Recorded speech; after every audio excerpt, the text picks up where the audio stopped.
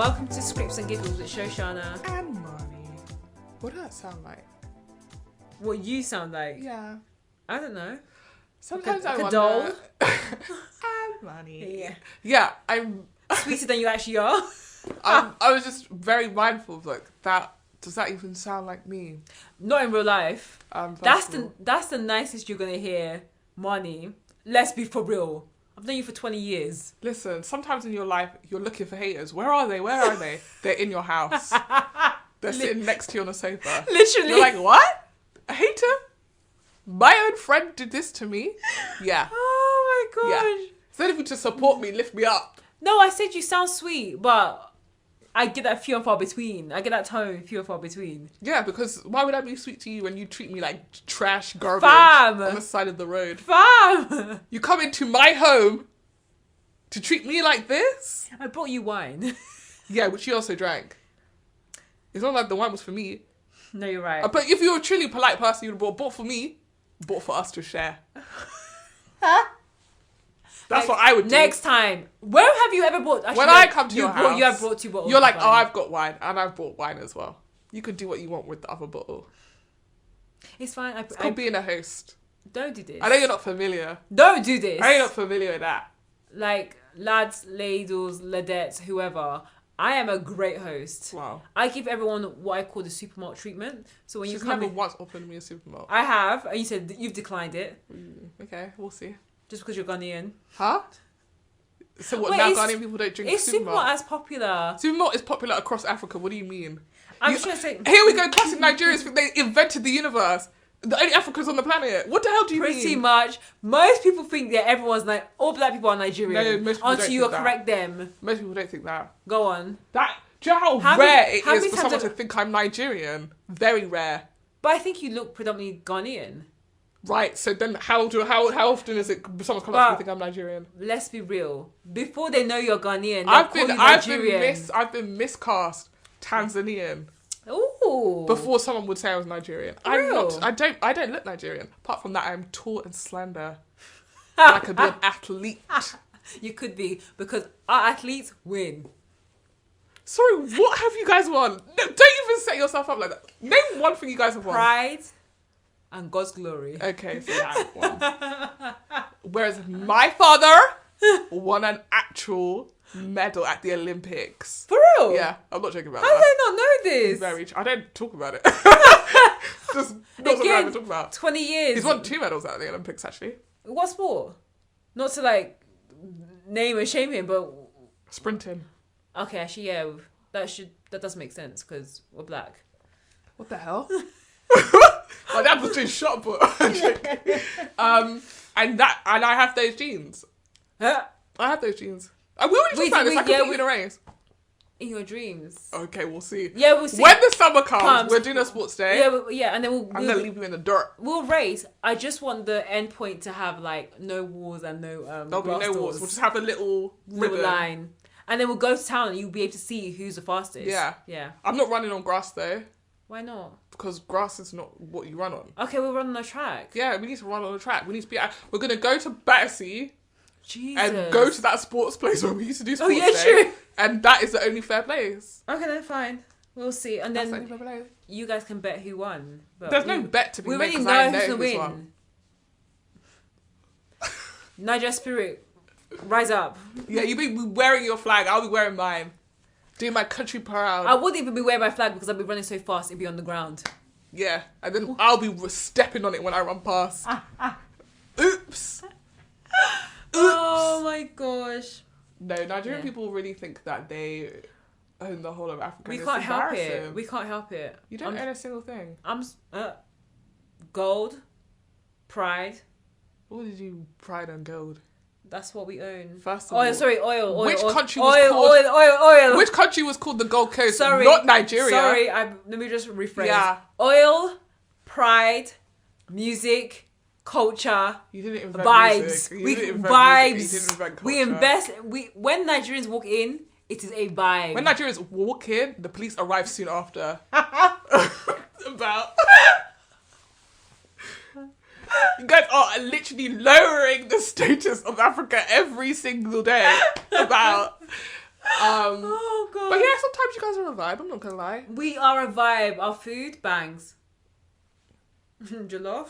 Which you didn't Sit invent. down. Which you didn't invent.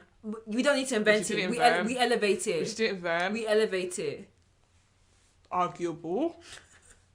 The jury's still out Again, on that one. The day we have our little sports day, we'll have a jollof off at the end. The sports day is just for you and I, apparently. Everybody other country cannot participate All in our this. friends will be there going, I don't understand why I'm here.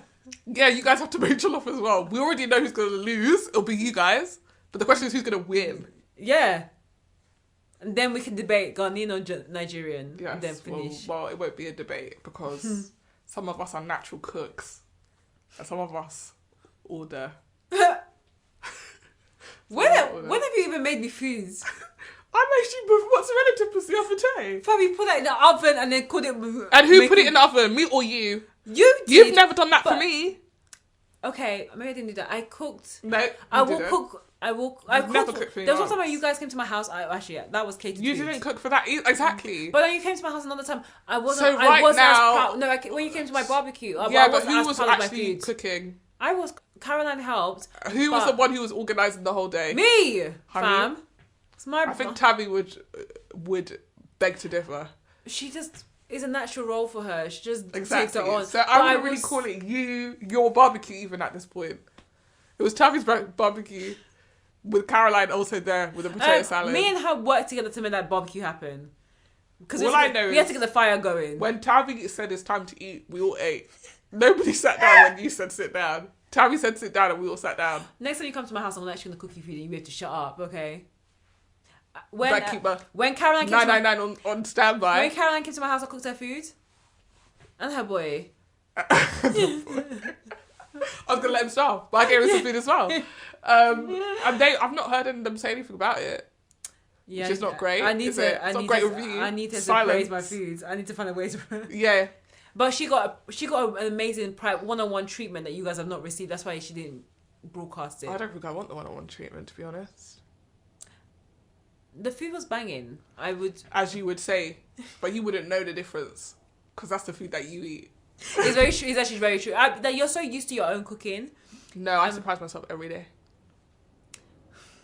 I surprise myself when I make a mistake in the kitchen. Like, I was trying to. I made my pesto pasta with not homemade pesto. Have you seen that TikTok when it was like call me crazy, but I've never liked store-bought pesto.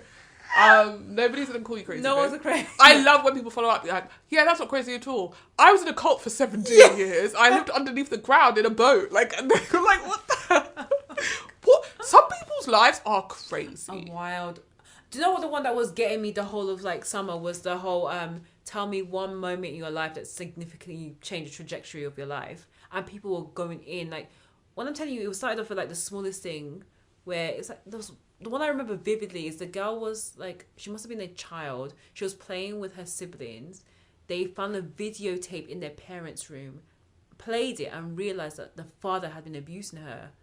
Her? Yes. She didn't know that about she herself? She didn't know. Because she had mentally blocked it out by That him. is so scary. It's so scary. I don't like that story. That one, sorry, it's not a joke. That was not a joke. That's was scary. But that was the one that like I remember so much because it was like, it was wild. It's like we were children, we were playing games, and then Isn't that plot to a movie? No, it's real life. This really happened. I think that happens in the Butterfly Effect as well, though. Oh really? Yeah.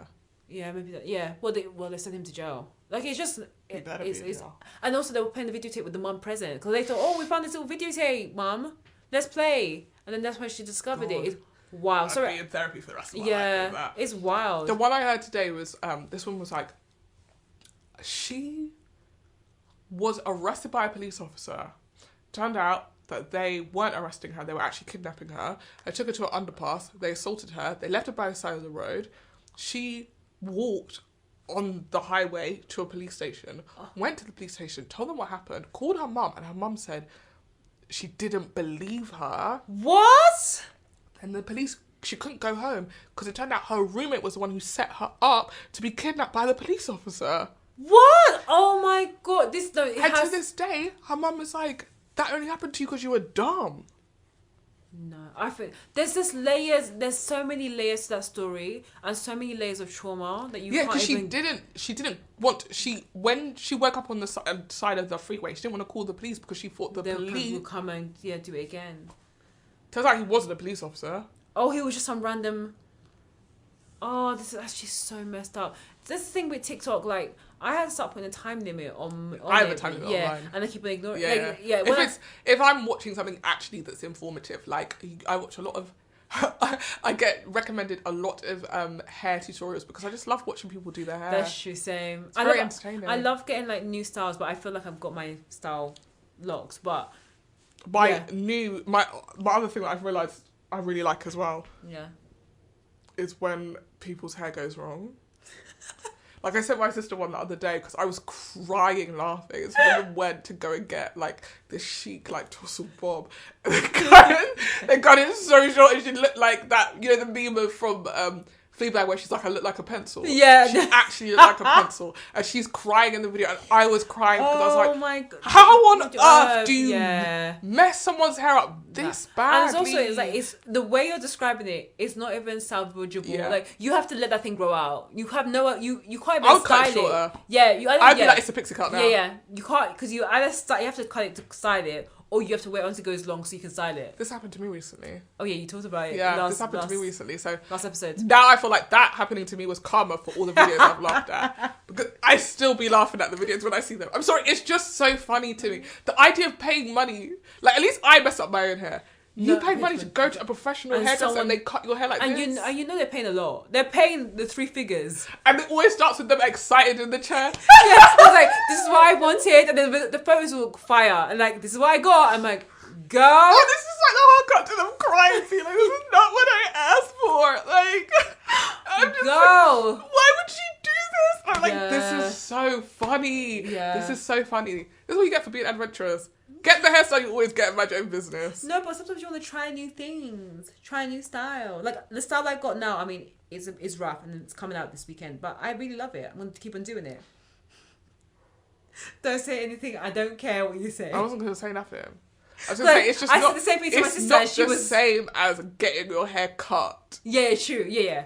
Also, I've also dictated the length myself. That is very true. I have no idea how we got to that point. Oh, homemade pesto. Crazy. Yeah. Every conversation is, yeah. oh, does this remind me of something else? Yeah, the homemade pesto thing was okay. Yeah, so the pesto, I made pesto pasta. I made pesto pasta. It went horribly wrong when I was trying to season it with all-purpose seasoning, and this as I was like shaking it to pour some of it in, the whole thing fell in. Damn. The way, and then I had pasta already cooked, threw it in. Taste it, and it was like Just over seasoned. It was only for all-purpose seasoning with a bit of pesto. Horrible. So I had to cook more pasta to dilute it. So that's like, but now it tastes great. But I'm just I would just spoon out that. I spooned out some of it, but the thing is, by that point, Overwhelming. it's done, and also some of it was burning already. So it was just like. Also, I don't think you put all-purpose seasoning into pesto usually, do you? I just like to. It's again, it's the way I like to cook it. Call yeah, me crazy, yeah, I will. but I really like to. I will call you crazy. I Call me really- crazy, but I be putting all-purpose seasoning in my pesto. I like to season. I like to give it a Nigerian flavor. Oh, it's all-purpose and Nigerian flavour. In my mind, yes. Maggie is what I would be expecting. I to also, be an African I flavour. do also put a couple of drops of those Maggi liquid seasoning. Hot. No, not the cubes. I don't have the cubes I anymore. love a I don't know. crumble. I mean, it's the MSG for it. Even though the liquid is also You have MSG. to say, oh, there's none in that, is there?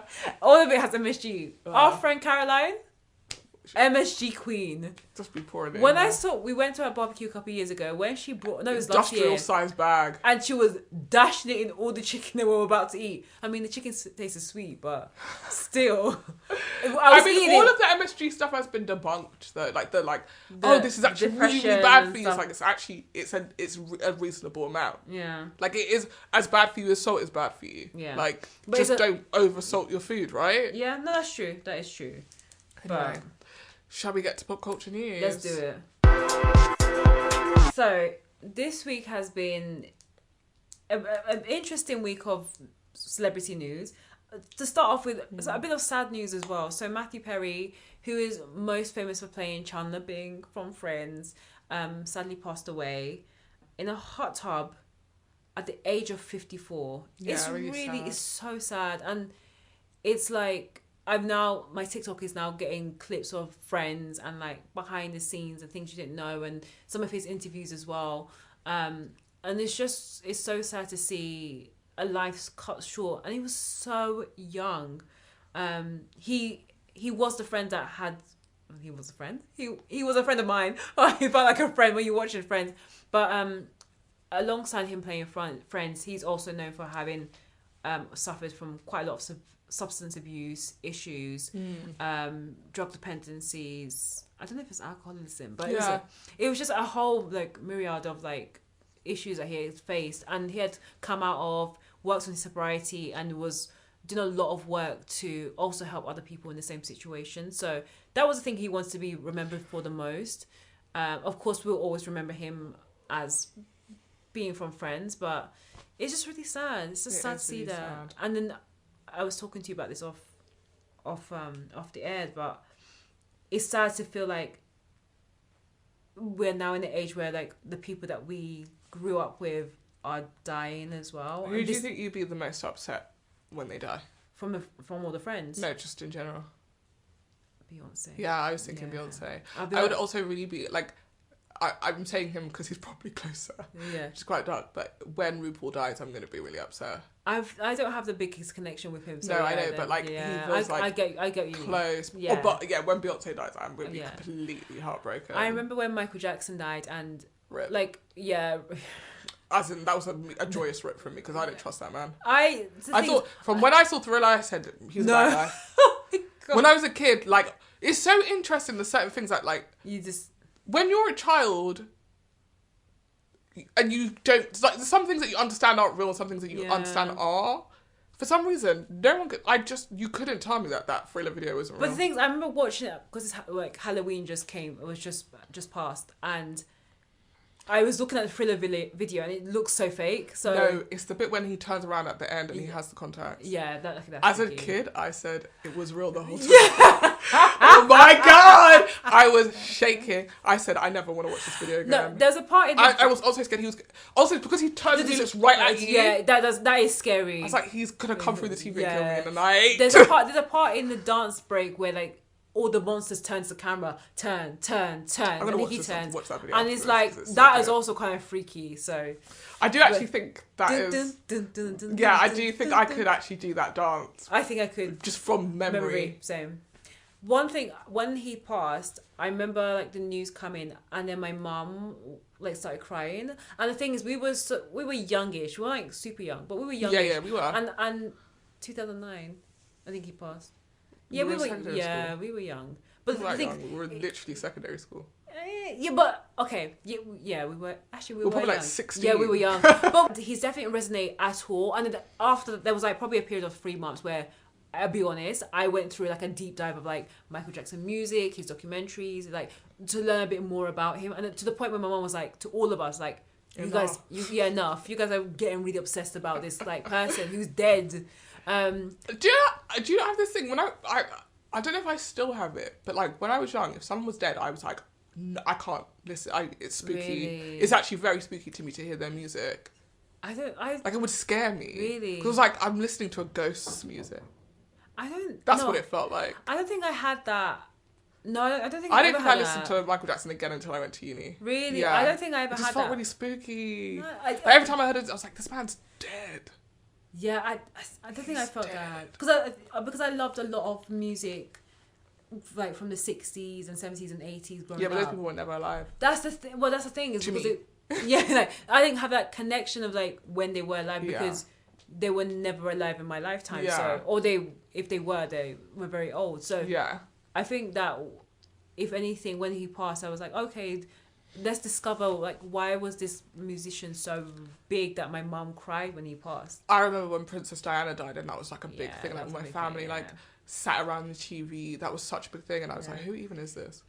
Same. Who is this? My mum was like, oh, let's write a letter. I was like, no, she sent a card and sent it to the family. I said, oh my goodness. The royal family. Yeah.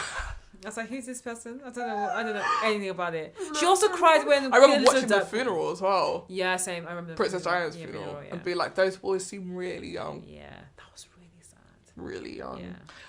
Yeah. My nan, I remember when the Queen died, my nan kept calling me. You know when they started filming the coffin making its way to London? She's like, you still watching it? I was like, no, I'm working. I have a job. I mean, we had, her funeral, it was a bank holiday, but you were still working.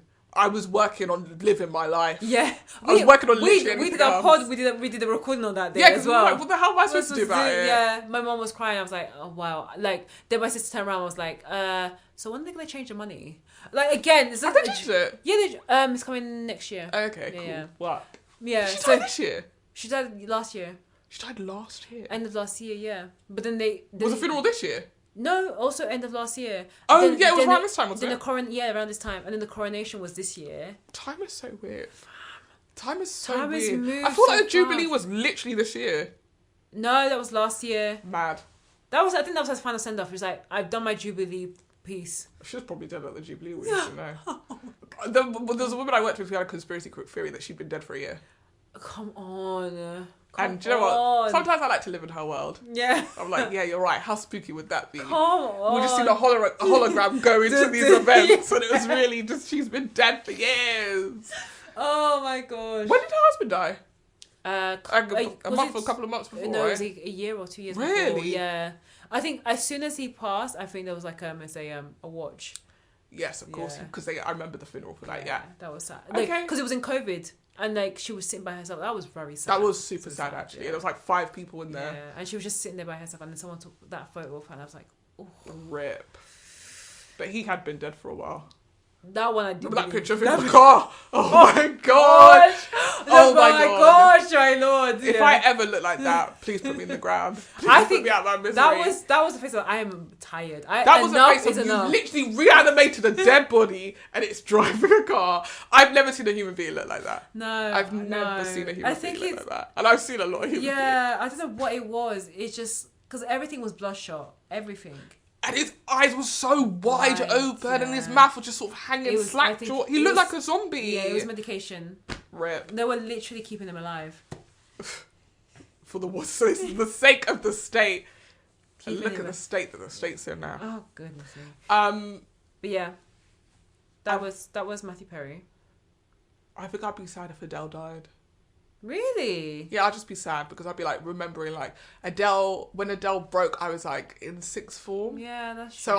So we're kind of like, and that was when she had an album called 19. And I would have been like 17. Yeah. Like we're not peers. We're not peers, but like actually, how old is she? Like 30 something. She's not that old. Yeah. Yeah, she's about our age. Yeah. I'm trying to think if there's anyone else that I would feel like really like, that you would hit. How would you feel if Graham Norton died? I don't know if like I would. Rip. It'd be sad. It'd be sad. I mean, yeah, it'd be sad, but I don't know if I'll feel that way. Who is a Brit that you'd be sad about? Because we said Beyonce. Yeah, who is a Brit that you'd be sad about? Honestly, George Michael hurt. Still a Black I really used to like as well. That was sad. Sweet, yeah. George Michael was sad, yeah. Because I think it was sad because of how that was because he died on Christmas Day. Yeah. We talked about that. I'd be sad if anyone from EastEnders died. Shut up! For real! Oh, when Dot died, that was sad. Me, that was sad. I'm yeah, not sorry. joking about Sorry, that. no, I agree. That was sad. It was like because that was someone like we followed. Like we followed him. If Sir Trevor McDonald dies, I'll be sad. Yes, I'll be sad. I will be sad about that. That's yeah. And he's David Attenborough. I feel like I'll be sad. Yeah, we will collectively, and we should have a day off for that. National treasure. I don't think we'll get National that. treasure. David Attenborough, give us back holiday. I'll be honest. That will be sad because he's been like a staple for so long. Even when people have tried to like I was sad when Alan replicate Rickman died. I didn't know him as well. I know he's like the Harry Potter. Yeah. Yeah, that was really sad. And I'm trying to think like a UK. I was sad when Sally Lansbury. Oh yes, Angela Lansbury from Angela Lansbury. that was yeah. That was sad as well. That was sad. That got me. I felt like I need to speak to my mum because she anyone from Only Fools and Horses died. Yes, that's really same. Because that one really is because David Jason's still alive. Yeah. Because that's a show that we watched like growing up. Mr. Bean. Don't do that. No, I'm not ready. That one would be sad. Even though like I wasn't like a massive Mr. Bean fan, that would really hurt. I told you one time my dad sent me a video being like, here's a video of Rowan Atkinson And I was like, why have you said this to me? And he's like, you loved Mr. Bean as a kid. And I Oh, was that's really sweet. That's really sweet. I mean, I enjoyed it, but like, my nan loves Mr. Mr. Bean. So I was like, was it me or was it her? I think Mr. Bean is like a... He can't die. No. I feel like there's a woman, like a female British woman. Sorry. The woman who used to do Bake Off. No, I just don't think I connect like that. I feel like there's someone that I would feel that way about who's British and is a woman. Claudia Winkleman. No offense. Davina McCall. That'd be sad. Yeah, I would be sad. But it's not died, like actually. Yeah. I'm not wishing death on anyone. Oh, a Spice Girl. Yeah, that one. Mel B. Yeah. Don't even talk about that. Yeah. Don't joke about that. I think that will be... Any of them, actually, I'd be quite sad. I would be sad. Because that, again, it's like the Matthew Perry effect. It's like, that's our friend, and then unfortunately, it's going to happen 5 more times, and you're going to feel this feeling. Or, in this case, 4 more times with Spice Girls. I mean, like, after the first person, One of the girls allowed to die. Yeah, she did. Yeah, that was sad. Yeah, that was sad. And the thing is, some of these boy bands and girl bands, they're so young. Justin Timberlake. I'm sorry, I would be sad if he died. I mean, the thing is, we can talk about Justin Timberlake. It's a shame about him. It's a shame. It's a massive shame. He's fallen off. I think if Justin Timberlake, in the height of Justin Timberlake's career, if that had happened, I would have felt very sad because sick to my stomach. Because he, Pharrell? like, I would be sad. Do you know who I'd be? Snoop. I'd be I'd be sad. Do you know who would be really sad? Issa Rae. I'm sorry, that would get me. I mean, actually, weirdly, I don't think I'd be that sad. I would be sad. I don't really know her like that, but I would be. Obviously, it would be sad. It would be sad because she's an icon, but she's not an icon in the same way. Like, I feel like people I grew up with, I'd be sad about because, like, I've known them. It feels like you know them, right? True. Like, when you're a grown up, you have a different attachment to your stars. True. Like, aside from Beyonce, who's mother, but like everybody else, I'm like, oh, that'd be a shame. Oh, what a shame. Yeah, I mean, maybe it's just, I'll always think of Issa Rae like awkward black girl and then Insecure and then everything else she's done post that. But like, I don't know. I resonated with the awkward black girl. If Kerry Washington died, I'd be sad. Yeah, same. Sorry, that would actually get me. I'm sorry, that will get me. That would get me. I'm so sorry. I mean, I felt very sad about even her story, like the fact that we have to protect her. That she discovered much later in life, so Very late in life that her dad is not her biological father. Very bad. And they covered that for many years, and some of that led her to feel like she felt different, and she never understood why. Anyway, yeah. I feel like there's a whole conversation around Justin Timberlake at this moment in time. But I am not 100% across the Britney stuff. Yeah. I think I want to read the book though. Same. Yeah. Same. Or maybe we'll do a deep dive once we've read the book. I also just maybe want to hear the audiobook with Michelle Williams going. Justin Timberlake impression. For sure. That was really funny. God, he turns out he's incredibly embarrassing. Yeah. Justice for Janet.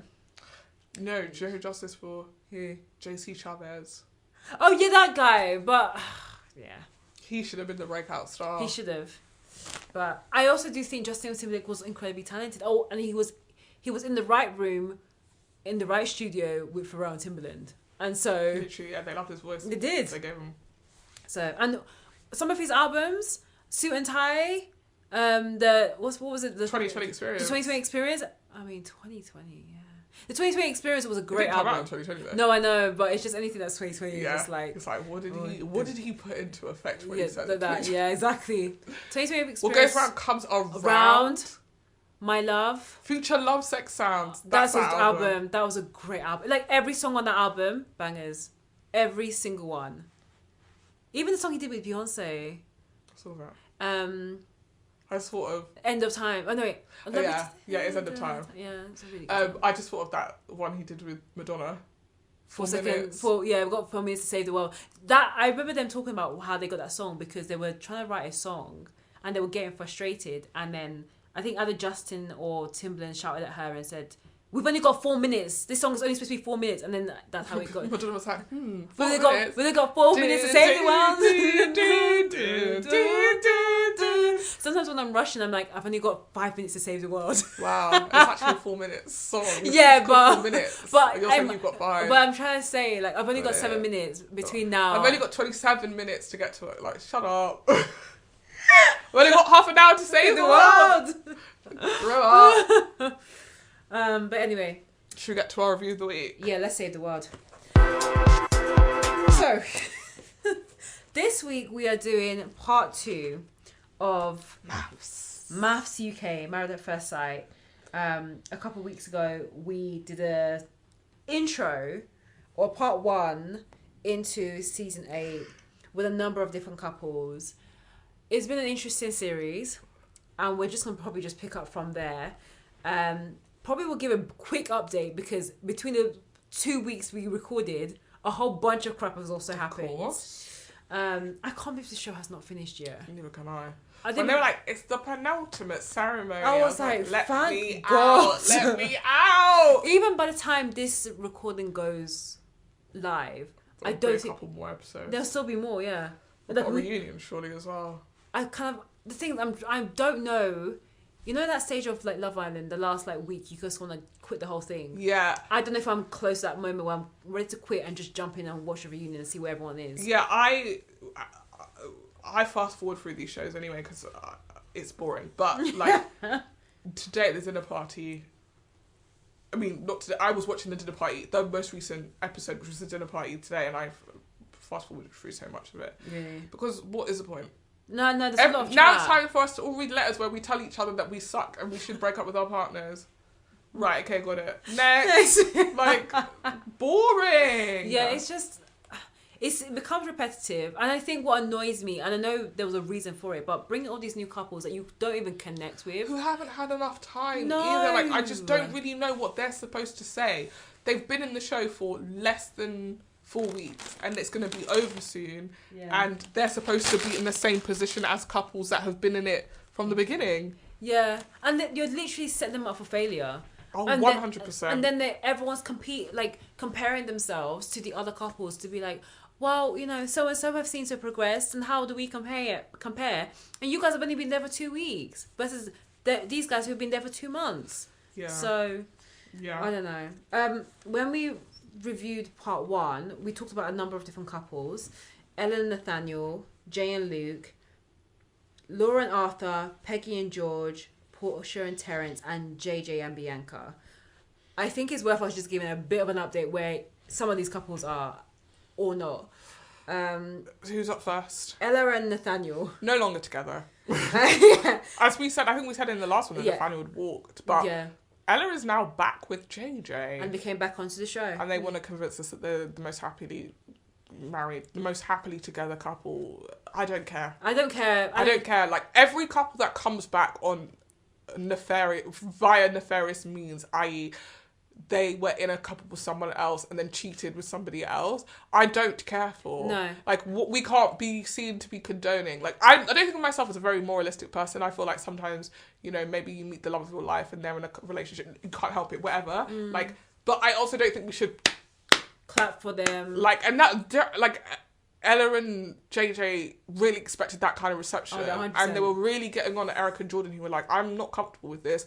But I would also not be comfortable with it because I don't want to live in a universe where we encourage people to steal people's partners. Yeah. I'm with my guy. Does that mean now if you decide you want to be with him, I'm supposed to just let him go and all of my friends are going to clap for him? Yeah. It's ridiculous. And also, like, even though the experts were like, oh, we've thought really long and hard about this. I was like, BS. The producer told you, this is a great story, bring them back. Like, we so obviously knew that. Even Bianca, before she left, she was like, I hope you guys come back together as a couple. Because she knew. So... I feel like they set up that couple in the first place for ratings and they brought them back for ratings. I don't believe that the two of them are going to end up together. I don't find them entertaining, and I feel the like group pretending that it's all fine is simply because that's what they've been told to do. And no one wants to create more beef. Everybody's scared on this show about having an opinion. And the irony is, the issues that Ella faced with Nathaniel, she's now facing with JJ, because her big thing is, her and JJ have not had sex, and she's feeling slightly unwanted by him. And now the experts are telling Ella the same thing that she had advised or even suggested with Nathaniel, is like, you need to understand and get to know him deeper beyond the physical, which is something that you've raised a lot in part 1 of our review. And she's understanding, okay, yeah, you know, I don't, you know, I have to understand that he wants to get to know me for me. And JJ said that if he cares about someone, he's not going to necessarily want to sleep with them straight away. So Ella's going to face the exact same issues that she's faced with all other men, because she's so physically driven, and that's how she thinks love is expressed, whereas these men want to get to know her for her. Yeah, I think the intimacy thing is such an interesting part of this show, if I'm being honest. Like, George and Peggy, who we talked about... You did, yeah. Talked about briefly, still haven't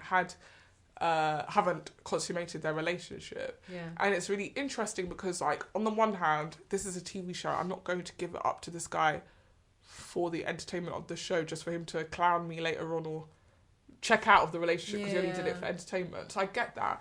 But equally, as somebody said, the difference between him being your husband and your mate is the intimacy. It is, yeah. So, like, whenever I watch the show, I think so much about, like, how important intimacy is.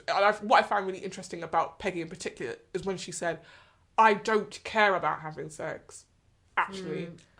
I just don't buy it. I don't buy it. Well, she's just not physically attracted to George. It's either she's not physically attracted to George. There are genuinely asexual people out there in the world who don't, I think, who also don't know that they're asexual. Like, they just think, oh, I have a low sex drive, or I'd much rather cuddle up with you on the sofa than, like, go through the rigmarole of being aroused, blah, blah. I think there are also a lot of people who are in heterosexual relationships that should probably be in queer relationships. Like, there's lots and lots of reasons why you might not want to be sexually intimate with your partner. Yeah. But what I find weird is the lack of curiosity about why you don't want to be with someone. And how quick people are to accept, like, oh, I just think that's just me, I just don't like sex. I don't think that's true. I mean, there's a statistic that, you know, we're now... especially the younger generations are now a bit more on the not sexless, but they're not having sex as much. Yeah, and it's like really again another interesting dynamic and statistic that we should delve into. That's still why that is the case. I mean, may not be bad because, you know, we don't want the kids to go wild, but it's also interesting to understand why is this generation having less sex than previous generations. And has it got something to do with the way that relationships are formed in this modern day and age? This is a wider conversation that's not to do with the show, but I think I'm intrigued to know. Yeah, I'm intrigued too, because I feel like what they say a lot is that, like, this generation have a lot more anxiety about life in a way that maybe previous generations didn't. Like, it's weird, obviously some generations were, like, born in the midst of a war or just after a war, whatever. But these...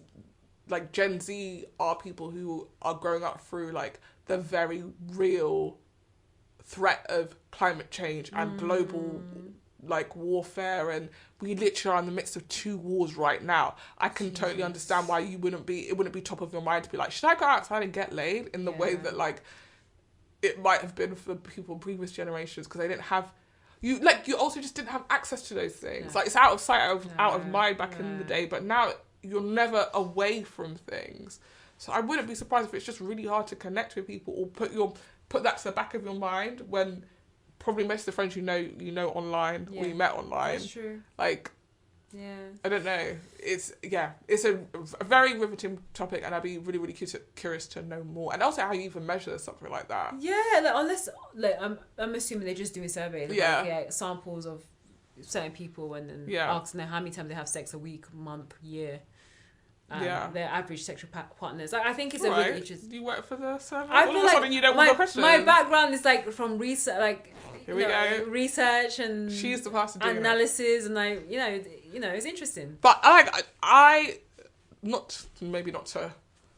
don't know how honest I am all the time on a survey, because sometimes some surveys they'll ask you a question, you're like, I don't even know what the answer to this is about myself. That's the first time I've ever thought about this thing. So when you start to think about who's reading it on the other side, you're more inclined to lie. So we're doing a survey at the moment at work for like best workplaces to work for. Okay. And the survey was, you have to fill out the survey. And I was like, one, are they going to notice me? Two, I'm going to answer honestly. But there were some questions that I've never really thought about this. And my response is actually neutral. No, yeah.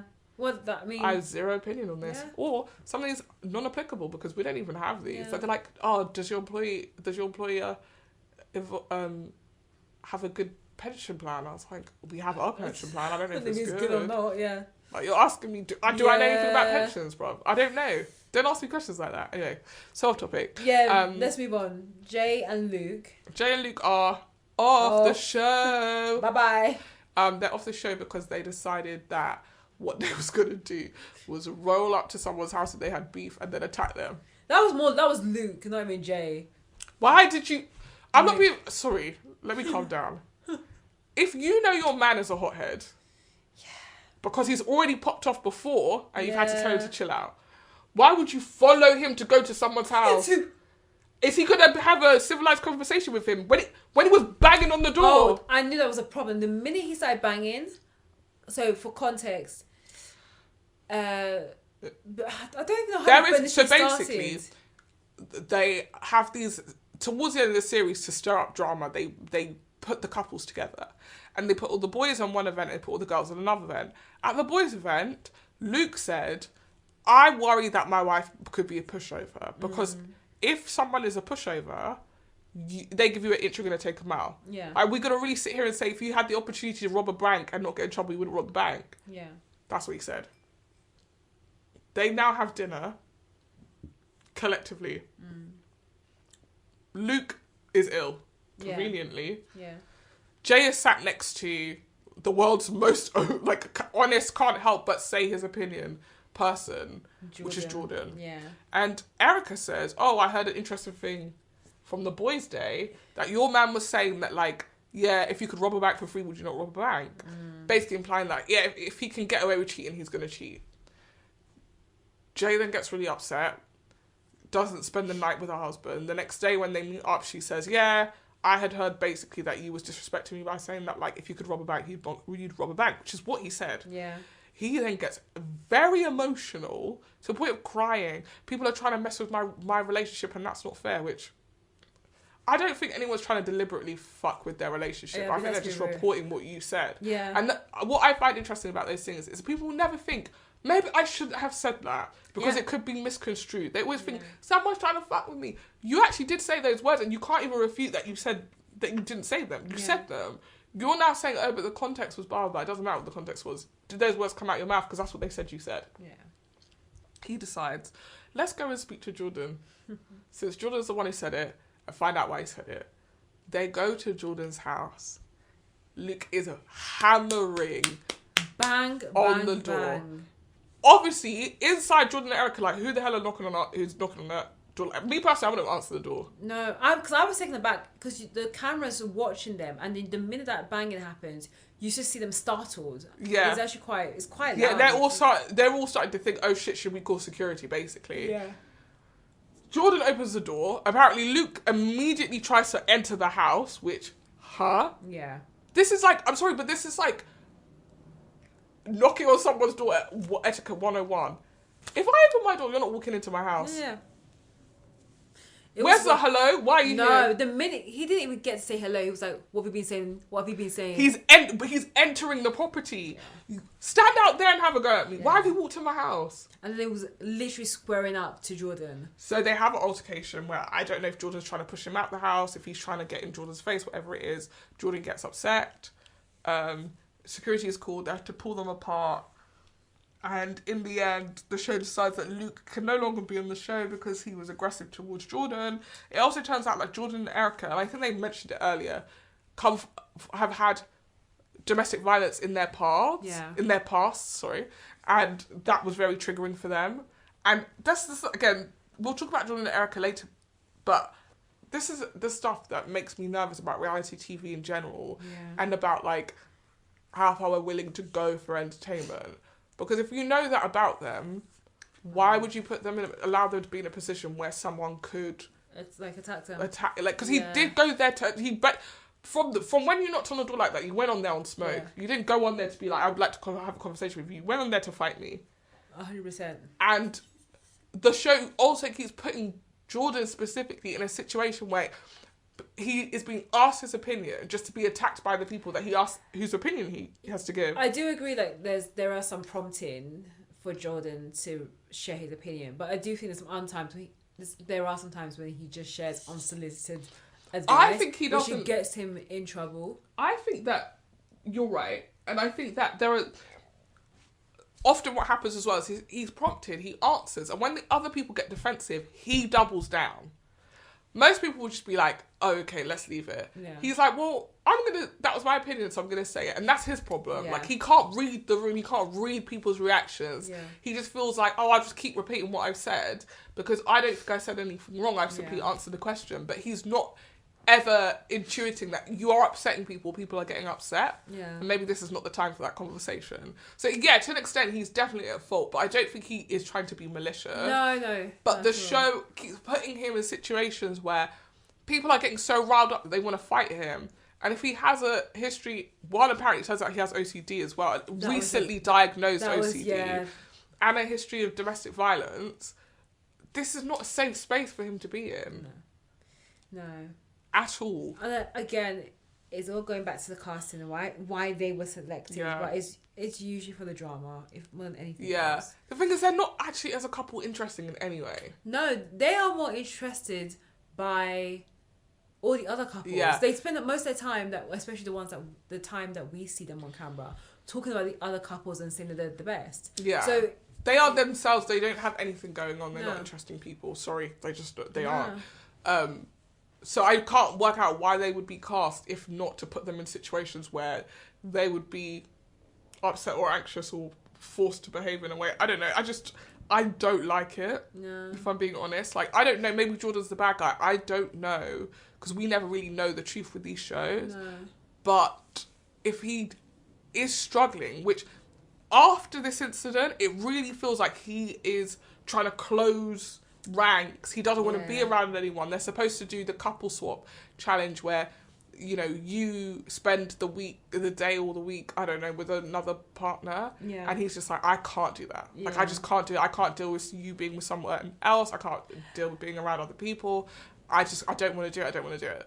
Yeah, when that happened, I was like, is he trying to control Erica? But actually, it was more him than anything else. Yeah, I just think he wasn't okay. I think it's the one thing for you to go and do whatever, but like, I'm already spiraling. Yeah. And so the idea of you going to stay with someone else and now I'm spiraling about, are you in love with this person? What's the deal? Yeah. It would be, just too much. It was too stressful. Like, again, we don't know. Maybe at the end of this, when we see all the parts, we'll be like, oh, Jordan was actually trying to control her and it was really awful. But in the main instance, I feel like the show didn't really do enough to counsel or speak to them post that incident. No. It felt very much like they were trying to protect Jay and Luke. Like, even allowing them at the end to go and hug everyone and say goodbye. It's like, he physically assaulted somebody. Because I was expecting them to have a conversation afterwards. Like, everyone was gone. Yeah. Because the minute they started talking, and I know I saw comments online when Jay and Luke were talking and Erica starts like bursting into tears or like wiping away the tears silently, people were saying, oh, she's just trying to fake it and milk it. Which I don't know, but I don't think it's necessarily safe that the person who attacks you is in the same room. And he did do that. You can't argue that he didn't do that. You can't argue that he didn't do that. He did. He went to the house the way he hammered on the door. So you are coming here to fight me. Yeah, 100%. That is fight me behaviour. And no one's going to sit here and say, no, that's how you have a calm conversation with someone. It's like you hammer on their door. Like, it was scary to watch. I'm sure it was scary to experience, especially when you were just sat in your house not even expecting anything to happen. Knock, you've got up now, you go to the door and someone's trying to barge their way into the house to fight you. Like, what the hell? Over words. Yeah. It's never that. No. So, the show, I feel like what the show did was go, we understand why Luke did what Luke did. And the other thing that really upset me about it was afterwards, when everyone's saying goodbye to Luke and Jay, they cut to the couple saying like, oh, I really liked Jay, I really liked Luke, whatever. And Roz said, no, not Roz, Ella said, for Luke to do something like that, he must really love Jay. Oh my gosh, yes. And I said, this is exactly why people like... Was it Ella or Roz. It was either Ella or Roz. Oh, I thought it was like Peggy or Laura. I keep on confusing Peggy and Laura together because they're both as yeah. No, it was Ella. Okay, yeah. It was Ella, because I remember pausing it to be like, what toxic behaviour. Like, that's exactly why people end up in relationships with abusers. Yeah. Because they're like, well, he must really love you if he wants to fight you. Yeah. Come on, let's control be real. yourself. Let's be for real. And don't say he did that to honour Jay, because it wasn't to honour Jay. No. She was in the corridor while this was happening. Exactly. And if he was honouring her, they will both be on the show together. But because Luke is getting kicked off, Jay is gone. Everything about that exchange as well was just focus on Luke, talking about Luke, and she's just sat there. Yeah. She looks so small. She looks so, like, diminished. Like, the Jay that walked into the series and the Jay that walked off are very different Jays. Oh, yeah. 360. And if she has any sense, she'll walk away from I that don't man. think they're together. They have to not be together because he said, I'm not moving. And they hadn't even had a chance to resolve it before they got kicked off the show. And that's why you don't leave your issues until the end of the series, like the experts were saying. Yeah. And you deal with them then. Right there and then. Because the thing is, if you had told me at the beginning who's the strongest couple, I'd be like, Jay and Luke. Because they were always positioned as like the mama and papa bear. But the issues that they had, it was never resolved. So. Yeah. But anyway, moving on to Laura and Arthur. I'll be honest, there wasn't loads of updates apart from everyone turning against Laura. Yeah, I think Laura talks down to Arthur. That full stop. And I think there may be some elements to it. The other thing is, like, Laura's also being like, could we work on the outside? We've not mentioned this once up until now, so it's weird. Is it now only because you know that next week you guys are pretty much done? And she's like, I don't want to be in this anymore, so let me find a reason to get out of it. Exactly. It feels a bit weird if I'm going to be honest, but like, they are not a natural match. No. So. And they've always known that. Yeah, I'm not surprised. But yeah, moving on to Peggy and George. So we talked about it very briefly. Peggy and George, one of their biggest issues have been a number of things. One was the physical intimacy. There has not been any. And then secondly, which was a lot of discussion, which brought about a lot of discussion and debate online, is the idea that Peggy wants more and more things from George. And almost gaslighting him in terms of making him feel like he's not enough. She has from the very beginning criticised him about his baguettes and squatting videos, what he does online. She said that certain behaviours that George demonstrates on camera versus on camera has made her not want to connect with him further, not to have the physical intimacy. And she does in the same way Laura talks down to George. Peggy also turns down and nobody says George. Nothing about that. When George started breaking down, I said again. So this happened in the commitment ceremony where Peggy threatened to leave. George has already started crying. And it's the first time I'm like, wow. So we're seeing this man who first started this show, cocky, bravado, broken down to a shell, crying over a woman who don't even like him. Let's be for real. There's no universe in which those two people are together. No. There just isn't. They're just not suited. And I think like everybody needs to stop pretending. Even on their wife swap week, they always go and buy her lingerie. Adrian and him. Oh no, I think he thinks he could get with her. Yeah, and I think the rest of us know that that's not going to happen. No. And I think the other thing about Peggy that I find really infuriating is she does think she's better than him in a way that's much more distinct than the Laura and Arthur thing. Yeah. Like, I think Laura does enjoy Arthur. I don't think Peggy likes George. I think she likes the version of George that she thinks she's going to create by spending time with him. Yeah, and like, even down to the fact that she finally watched the video where he squats and it's like, this isn't even that fucking bad. I mean, she's like, it make me sick. It's disgusting. Yeah. The language that she uses about the things that he does, about the things that he likes, I think is just the language of someone that just does not like you. Because when you like someone, you don't speak to them like that. And the other thing is that like, she needs to make her mind up about what version of George she wants as well, because she goes on about, oh, you're one person here, you're one person there. On their wife swap week, she's like, I just miss George. He's such a big, larger-than-life character. You know why? But I thought you said that wasn't real. Yeah. Which is it? What do you want? On the wife swap week, I'll be honest, I feel like the way they pair these couples, there would have been a chance that Peggy and Matt, because Matt is probably more her type. Even like way they paired Laura and Thomas together. Yeah. So Again, it's like these are the people that should have been together. Exactly. But she would have eaten him up. Oh, well, I know. She would have eaten him up. They would not have made it. Not at all. But like, I feel showing Peggy and Matt together, and Peggy seeing that Matt has, there's not all the inner workings going on. He's not the brightest tool in the toolbox. But what he does do is he looks great, and they can work out together. And she was able to see what her life would look like and realize she misses the banter with George. And Andrina, oh sorry, that's not her name. Adrienne also misses the banter, and she got that with George. So George does bring a lot to the table in terms of relationship. George is a laugh, but the question is like, is he married material? That's the thing. You don't get exactly. I feel like the thing about this show that it should really make you question is what is it that you want long term? Because if you've got friends that make you laugh, if you've got workplaces where you have a laugh and a titter all the time, do you then decide you're going to marry someone who's a laugh but doesn't provide anything for you? True. Or do you find the person that is stable and safe, that looks after you and does the actual stuff that you aren't thinking that you need? Yeah. And then you can get your stupid ha-ha somewhere else. That's what comedy is. No, but for real, what do you do? I want both. When I think about it, there are, you realise that we've talked about this in the podcast before, there are people that don't laugh every single day.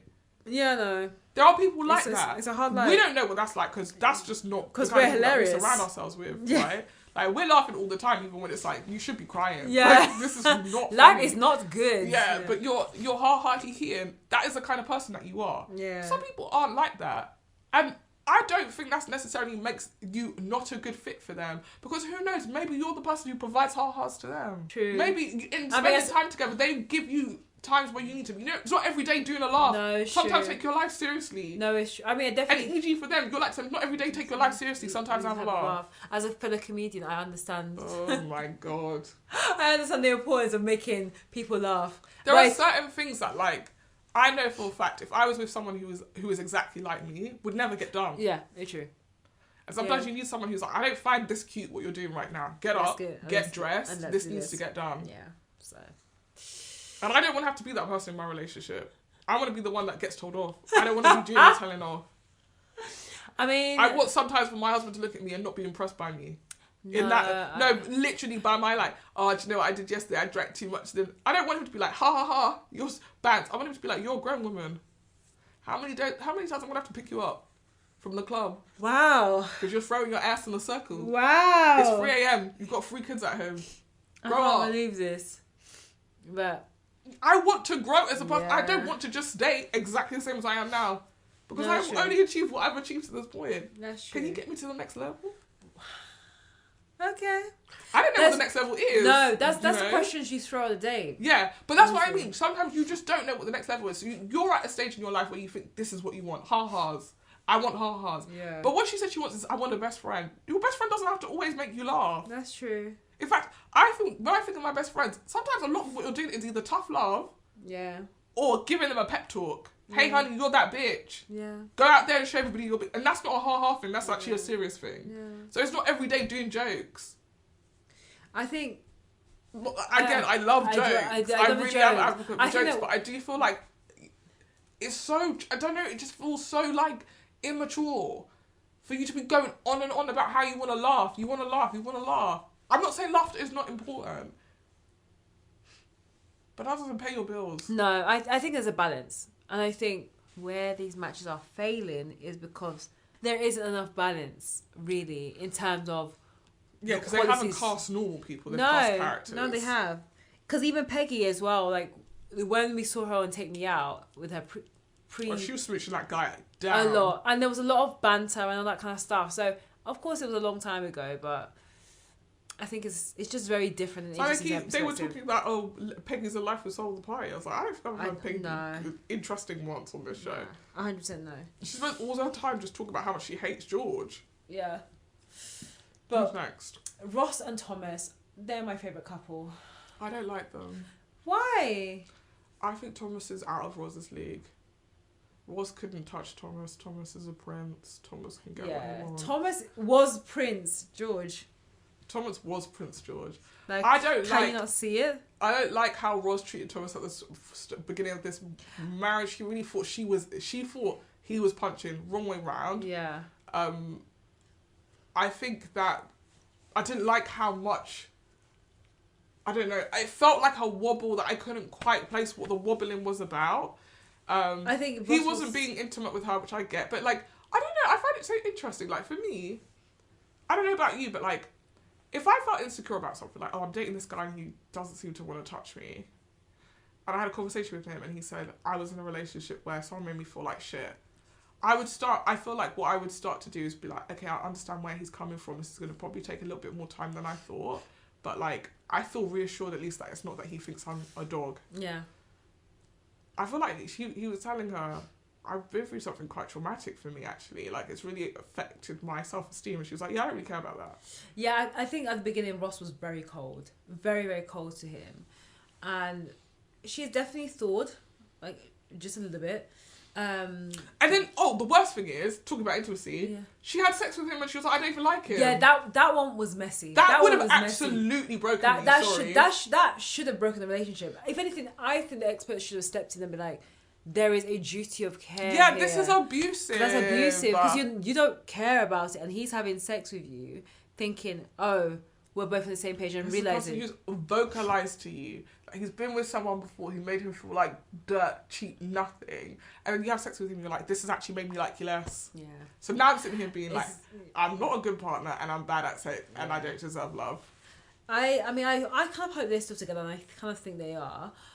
But I do think that there was a lot of change on Ross's part to see him for who he was. And now they're having sex like bunnies and they're enjoying the sexual aspects of their relationship. But I think Ross had in her head the kind of guy she wanted at the altar. She saw Thomas and that wasn't their guy. And also, aside from the sex, what is it about the two? What do they have? Banter, yeah, jokes. So, again, every single couple on here is just like surface level, which again, it's not their fault. They've only been together for 2 months and they're on a game show basically. But like, not a game show. You get voted out every week basically. But it's like, even them being like, they're probably the strongest couple right now. Yeah. And then they're strong because they have sex. And they laugh at each other sometimes. I think that we're not seeing a lot more of their relationship. I wish we did because I'm interested to see what happens at the couple stay. At their home stays, so. Yeah, same.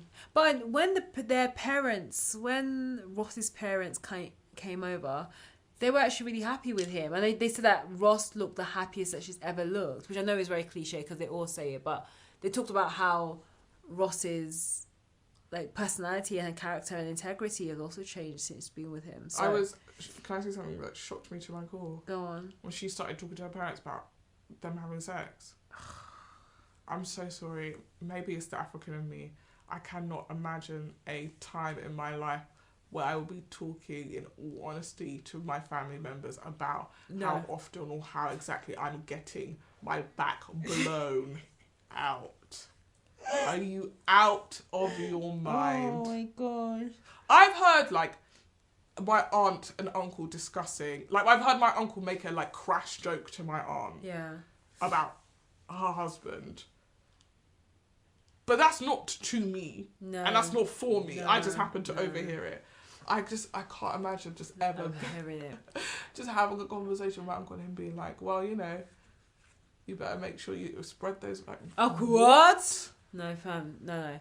That's the thing. You lost your mind. I don't know. Like, I like, a part of me loves that you feel like you have such a great relationship with your parents that you feel that close to them. Close. Some things should be sacred, right? Like, you don't need to know who I'm sleeping with, when I'm sleeping with them, how many times I'm sleeping with them. What? I agree. I just feel like it's too much. It's really too much. But Shona and Brad. So this couple were not even present when we did part 1 of our recording. Okay, for context, Shona and Brad. Brad came on the show, and one of the things I distinctly remember was the experts asking him, how is someone so attractive single? He wasn't even that attractive. No, I think he looks like... He was tall and slim and he had tattoos. Yeah, exactly. And Shona was this like innocent, like sweet, probably quite naive girl who just wants to find love. So when they met at the altar, it felt like, oh, this is a match made in heaven. They both really like each other. They're both really attracted to each other. And then over the course of the relationship, we are seeing signs of abuse, of Coercion. is that what they call it? Yeah. Of coercion. Of it starts off with like little moments of attitude between Brad, or mainly led and instigated by Brad, trying to control her in what she said or how she's thinking. Yeah. And then it culminates to this fight that it happens off air. Yeah, well, before that, there's an incident where we don't see it on screen. Yeah. But he and Shona have an argument, and then he goes to the rest of the group and starts telling them very intimate details about their sex life. And one of the things that it turned out they didn't have in common so much was that, like, he was quite sexually adventurous or sexually into stuff. I feel like he was quite dominating, maybe that's what it was. Yeah. And Shona was quite vanilla in her sex life, so it was taking her a while to adjust, shall we say. Yeah. And he told everyone about that. So she got really upset, and that was the first sort of blip in their relationship, red flag. And when everybody saw that as an opening, suddenly everybody's like, yeah, he's really controlling the way he speaks to you. We don't like how he speaks to you. You're usually so bubbly, but as soon as he's in the room, you clam up. As soon as he's around, you clam up. Like, everyone's sort of doing, like, warning signs. Yeah. And then after that, they have a big fight, which means that they missed the ceremony. Yeah. And when we come back to them, they have decided, they've had this big fight. To hear them tell it, Shona had got in his face, but he'd been saying quite not nice things to her, and that's why she got in his face. Yeah. They were telling the judges, we are now over the fight, and we want to come back to the experiment. Yeah. And the experts, not the judges, and the experts were like, we can't in good faith put this on TV, essentially. That's what made me think, like, what happened in this fight? I know that, she may have got up to him and had her face in it, like, had her fingers in his face, but I just don't. I still feel like Brad instigated. Yeah, two of them ended up coming off the show. To be fair, yeah, the thing is, on the show, he was using quite coercive language. Yeah. Like, I want to control her. I want to tell her what she can and can't do. I want to stop her. I want to let her do things. Yeah. That sort of thing. And they both came off the show saying, well, we're going to try on the outside, so, screw you guys. And then Shona has since posted a very detailed Instagram post saying, thank you for getting us off the show, because we tried and it absolutely didn't work. He's awful, he's coercive, and I've met someone else. I mean, no one was surprised. No one was surprised, and everyone's very happy for Shona, because he honestly felt very awful. Yeah. Even, like, the bits that we didn't see, I'm sure they didn't show us because it was even worse. Yeah. But what we did see of him, he sucked. Yeah, that was all I needed to see, because I knew something was off. I had the same red flag feeling like I did with Uche on episode 1 of Love is Blind Series 5, when he was just about to have that conversation with Aaliyah, and the music changed, and I looked at him and I said, I don't trust him. And there's something by that comment that Paul, the expert, asked him and said, how is this good-looking guy single? And I said, if you ask his exes, they would tell you he's not a good guy. No. Good-looking does not mean good guy. No. And there's a lot of disguising over his spirituality, because it's all about the spirituality and the universe. And I was like, just BS. There was a great line from him where I was like, yeah, no, you guys are fucked. Where she's talking to him like, she's like, every decision you make, you always like, let the universe decide, or I'll listen to the universe, all of that stuff, but what about me? And he was like, no one's more important than the universe. Yeah. I said, he's using the universe as a way to tell you what to do. Yeah. The universe has spoken to me, and it's the same language that, like, men who run cults use. Yeah. Oh, the Lord has spoken to me. Oh, I've had a vision. Yeah. All of that stuff is to keep you under control, because they're saying there's a higher power, and only I have access to the higher power. And you need, as long as you need me, to decipher the higher power, you're not going anywhere. Yeah. But Shona said, I'm gone, and I'm happy for her. I'm so happy for her. Yeah, I'm happy that she's happy. And, you know, I think she kind of identified in her very lengthy post that she has probably experienced some relationships like this before, and she is very, very naive. Like, there was this level of naivety that you could not deny. She had the problem that a lot of people on this show have, and what we've talked about in the last episode, where the competition becomes more important than like the actual reality. 100%. Oh, I want everyone to like us. I want everyone to think we're the best couple. I want everyone to think we're the best couple. We're the best couple. And you're using that as a sort of distraction for what the truth is, which is that you're not happy in this relationship, actually. Yeah. It's not fulfilling. But like, for the sake of people thinking that you're happy because you guys had sex on the first night and you've been in sync and like the wedding was incredible, you just uphold this like farce, basically, and at your own expense as well. Yeah. So I'm happy that she got out. Same. Next couple is Tasha and Paul. So Tasha and Paul, again, like Jay and Luke, was probably positioned as some of the more stronger couples. Because they never seem to argue or have disagreements. They seem to be very, very close. They seem to connect very well. I loved their wedding because they felt like all the parents were connecting, and it just felt like this was just made for them. And then there wasn't really much debate or much issues between them until Erica comes. And all of a sudden, Tasha has a massive issue with Erica as part of Erica and Jordan, and it's because they were saying they were the best couple, and Tasha didn't agree. She was like, how are you saying that you're the best couple? You've only been here for like 10 minutes. Yeah. So that's what caused a bit of disagreement between them. Tasha was had a raised voice. She has been causing issues with Erica and Jordan. And Paul defended Tasha, saying, you know, they were just heated, etc., etc. She was offended. She wouldn't have spoken like that if they hadn't actually got to her. Exactly. But it becomes ironic because in this coming week, Tasha and Paul have a massive argument. Which they don't air. Nope. Again. She got in Paul's face. Yeah. Which causes a massive disagreement. Paul refused to apologise, which I don't know if it's because he just refused to apologise. They were at the wife swap week. And so when Tasha is back from wife swap, she does apologise, which is good because it shows that they can resolve issues, but it also flags this big thing around Tasha and her attitude. I'm not saying this in an aggressive way, it's just in terms of her fuse is a lot shorter. No, and so, it is aggressive. Yeah. I think we could talk about it. She has a temper. It's not an attitude. She has a temper. Yeah. And as a woman, we've talked about it before on the podcast, with a temper, I don't think you are allowed to just get away with being like, well, I'm fiery. Yeah. I'm fiery. You asked for a fiery woman. I'm Latina, so I can be this loud. Yeah, this is why I'm like this. No, you have a problem. And the problem is you don't know how to regulate your emotions.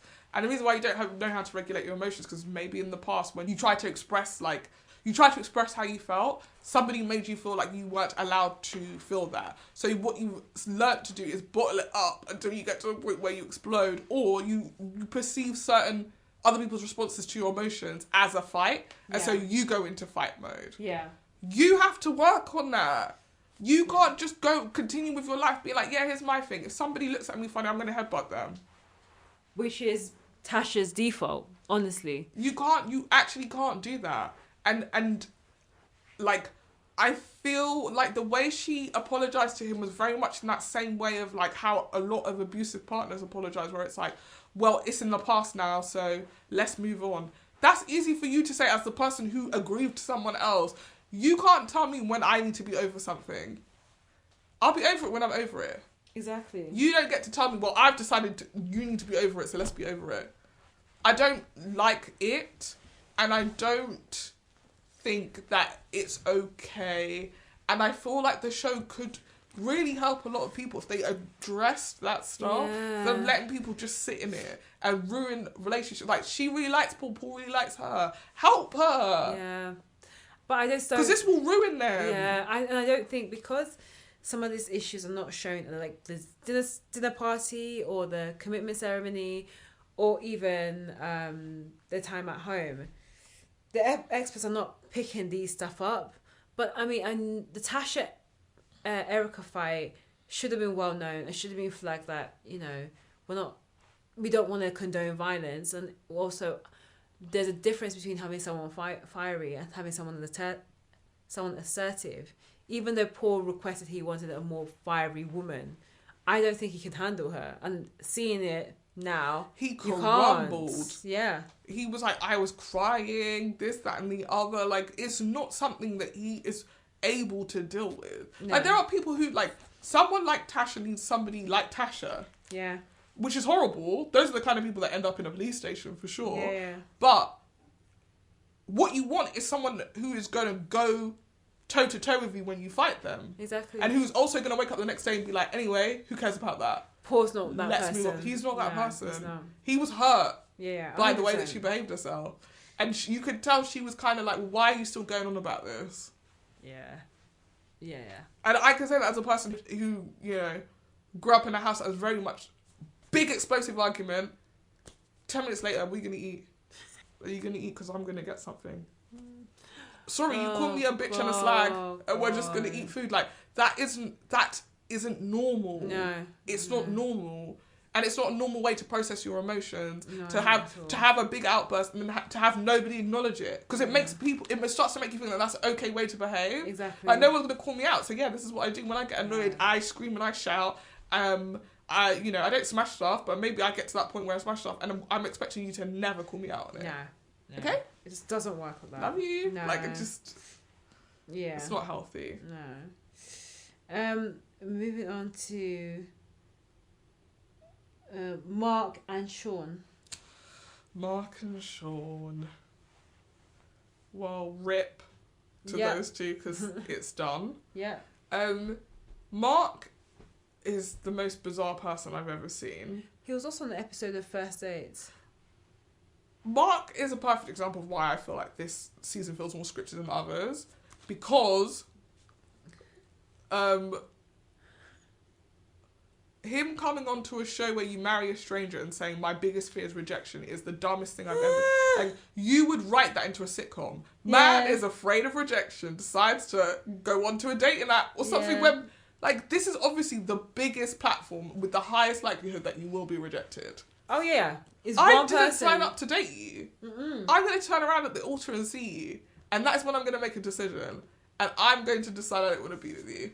And now we're going to go through this rigmarole for a couple of weeks. And I'm going to turn around and be like, I've tried really hard, but I just don't want to be with you.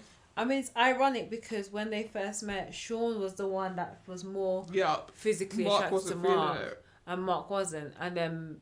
by the time they left, it was the other way around. But yeah, it was really sad, to be honest, because it kind of felt like it came out of nowhere all of a sudden. Like, Mark is very needy, and Sean seemed to lap that all up. He's like, I like to be needy, I like to know, to have something to do, like, that's what I like to do.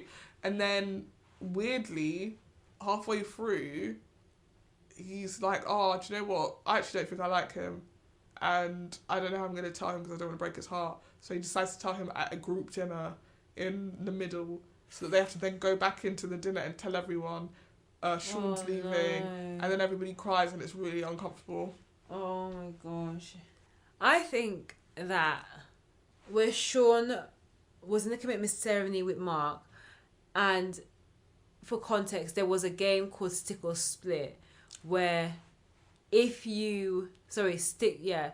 where if... They asked everybody, would you stick with your partner or twist? It was called Stick or Twist, actually. Yeah, twist, stick with your partner or twist to someone else. Most people said stick with their partners. When it got to Sean, he said, I guess I have to stick because there's no one I want to twist to. Yeah, and because he said, I guess I have to stick, Mark was feeling that. Well, he also went home and then told Mark. That wasn't the bride's idea. But it was basically, Mark was in his feelings and felt that Sean didn't really care, and also if he really wanted to, he would have, gone And if he could. Yeah, if he could. And yeah. Yeah, Mark was upset because, actually would be, if your partner was asked, are you happy with the person you're with, or would you go with someone else? And they said, yeah, if there was someone here, I'd go with someone else. But otherwise, I'll stay with my partner.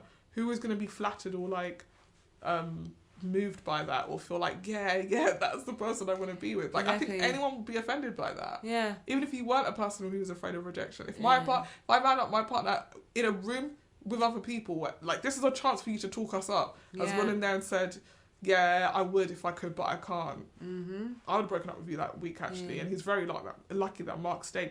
And at that commitment ceremony, he's crying his eyes out, saying that Mark took it the wrong way. Yeah. I took it the way you said it. Yeah. Because guess what? The next week you're telling me you don't like me. Yeah. So what was interesting is that in that commitment ceremony, Mark told Sean, like, oh, I believe what you said in terms of the fact that Sean had decided not to twist to another couple. He found Mark attractive and he told him that. Basically, Mark turned to him and said, oh, Sean, I know that you said that you actually were happy to stay with me, but I had to speak to the other guys about it to basically confirm. And yeah, because I don't trust you. Yeah, and that I think is a root of where some of those issues lie as well.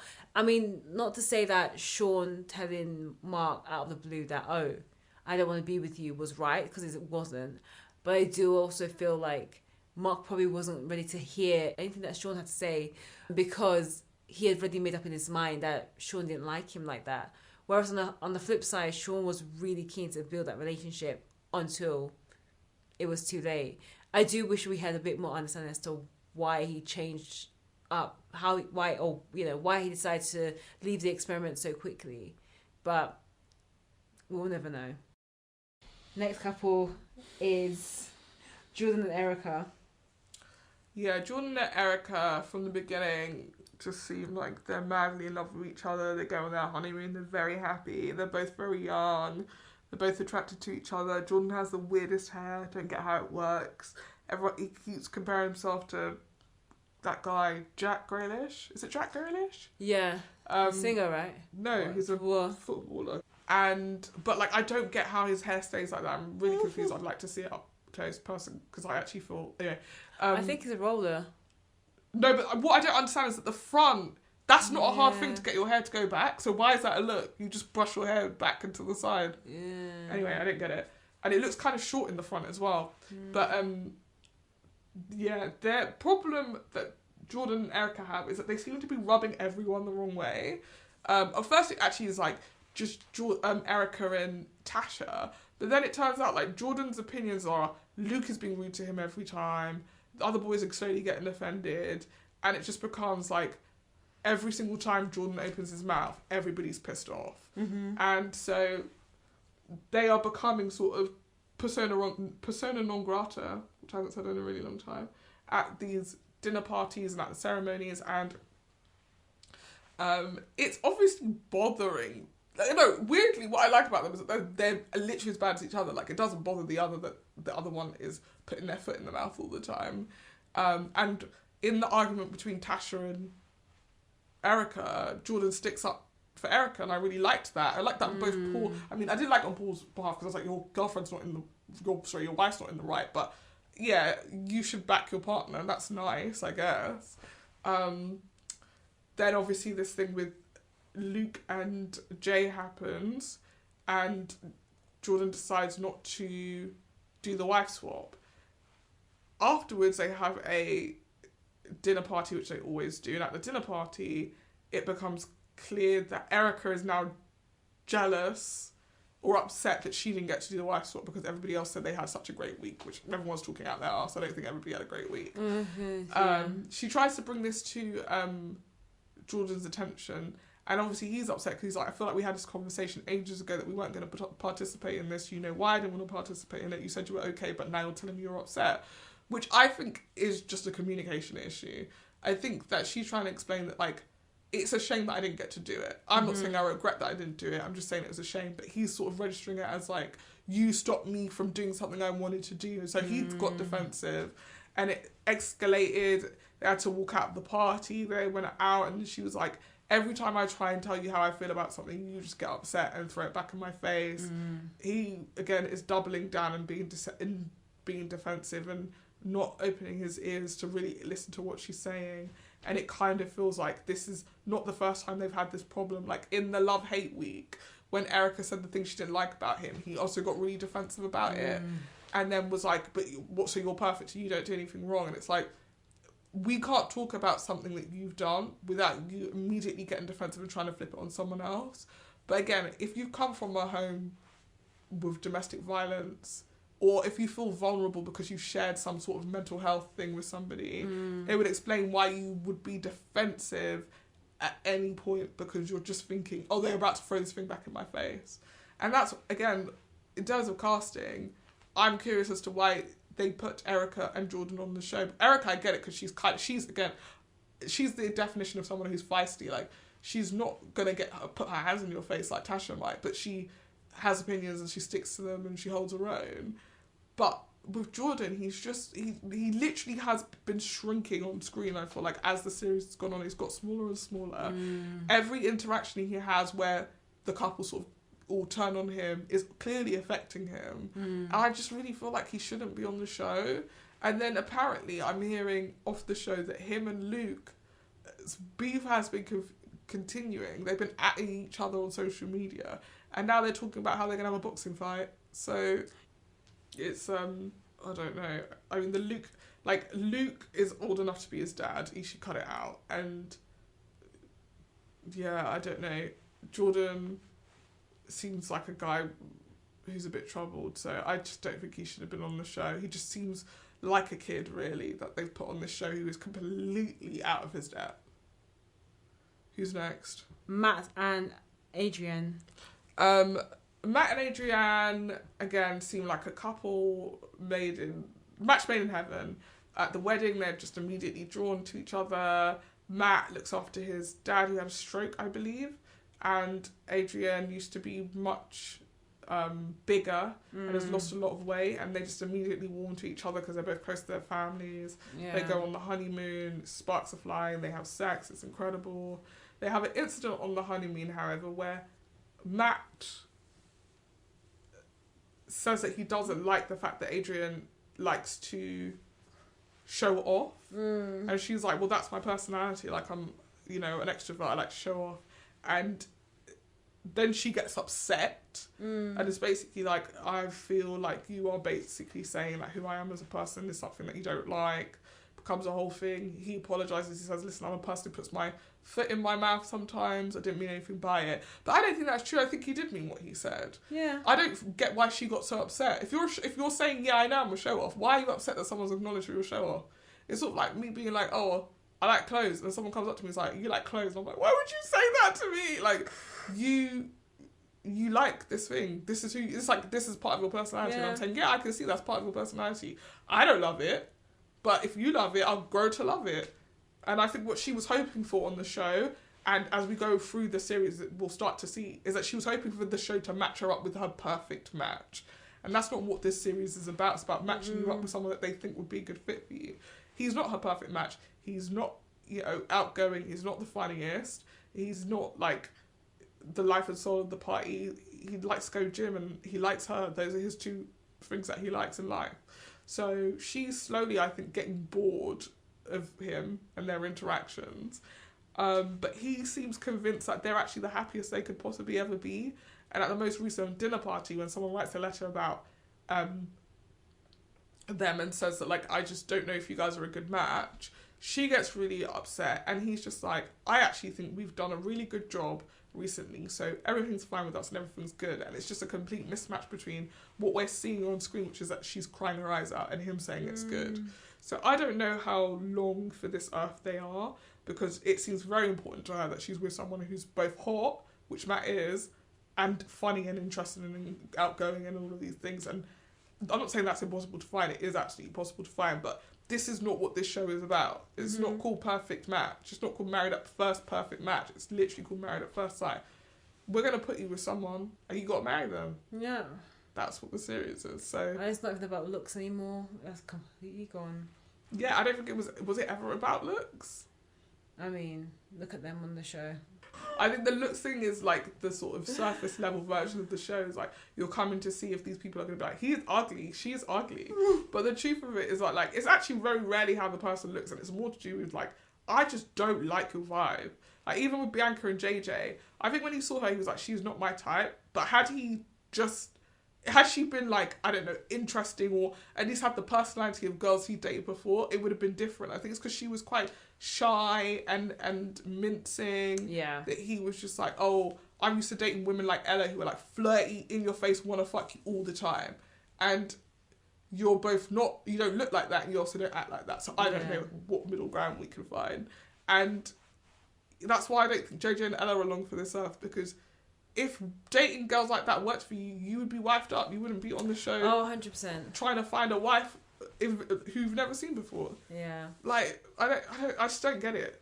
No. Just say you came on the show for entertainment. Let's be done with it. I feel like the one thing the judges, the experts needed to have done for the whole series is ask all the contestants to bring visuals and stories and contact details for all their previous exes, or their previous exes for the last couple of years, so we could just understand what does each of these characters have in common, if they do, and who are the neighbours, who are the exes they used to date, to see what were the red flags. Because I do honestly feel like a lot of these matches are just for entertainment purposes only, and even having the experts there talking about things that feel like it should have a rational, valid background based on these experts, it feels like it's a joke now, because we know that none of these couples should actually be together.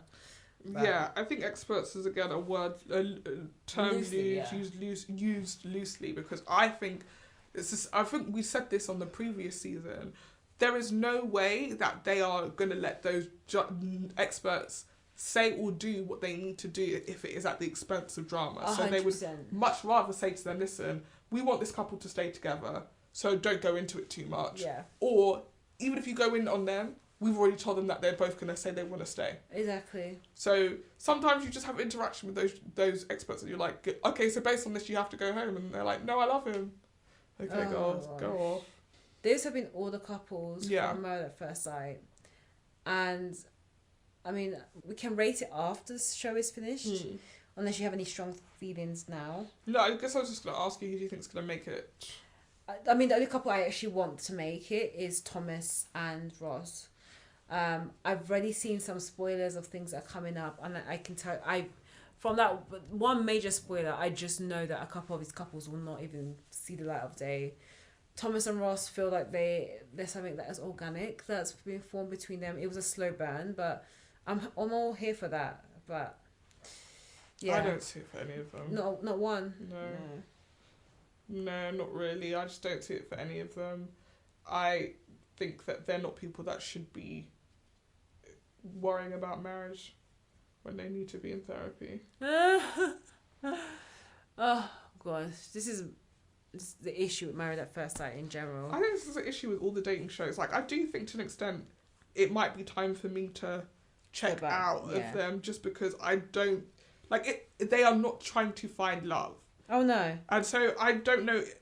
I think it might be nice to just, for once again, like to have that moment that we had with the first season of Love is Blind, where you're like, oh, these people have actually fallen in love. Yeah. Like, I just don't think we have that. We've had that for a while. I don't know if that's just the state of the world right now, or just like these love reality shows are produced to death. Yeah. That you can't have any genuine connections because they're deliberately manipulating you every single day. Yeah, it's doing more harm than good for some. Yeah. You know. But should we move on to what we're watching next week? Yeah. Next week we're going to be watching The Changeling. It is on Apple. And it stars Lakeith Stanfield. Yep. It's horror. And Adina Porter. Comedy. If you are a fan of American Horror Story. Okay. It is a drama. It's a psychological thriller. Okay, I can deal with that. If it was horror, it'd be a different story. But I mean, there are moments that are supposed to be scary, but like, I'm not gonna attempt to guess what you find scary or not. Okay. So good luck to you, is what I'm saying. But anyway, this has been the review from Red at First Sight. And once it's finished, we will do our final ratings and see if any of our predictions are correct. But yeah, thanks for listening. This has been Scripts and Giggles with Shoshana. Good morning. Thanks, guys. Bye. Bye.